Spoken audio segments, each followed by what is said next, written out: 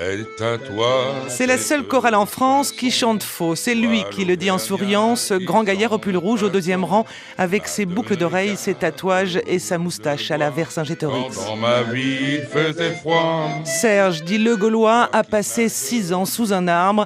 Si sa voix déraille, son discours, lui, sonne forcément juste. Moi, je connais plein de gens dans les bistrots. Mais le jour qu'il y aura un article pour mon décès sur le journal, ce jour-là, ils vont m'ignorer. Parce que Serge, c'était qu'un SDF, en fait. Les enterrements, déjà, ils ont lieu de très bonne heure le matin. C'est-à-dire, alors en hiver, ça veut dire qu'on enterre un mec de la rue, quoi.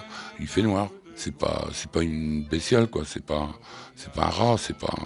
Qu'est-ce que par la chanson, vous avez l'impression de leur donner ? Ah bah, peut-être un bien-être, je sais pas, je suis un peu croyant.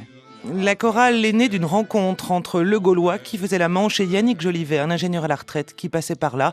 Et les deux hommes sont écœurés par les promesses de Nicolas Sarkozy. Quand il a annoncé que dans 2 ans, il n'y aurait plus de mecs à crever de froid dans la rue, moi j'ai simplement lui dire que c'est un petit con, quoi. Il veut tout battre et tout combattre partout à la fois, et puis il avance pas plus du cul que de la tête, quoi. Yannick Jolivet, devenu aujourd'hui son ami. Moi, ce que j'aimerais, c'est que des chorales au clair de la rue comme celle de Nantes s'essaiment un peu dans toute la France pour au moins que les gars aient une chanson. C'est pas un bouquet de fleurs, mais ça a une très grande valeur.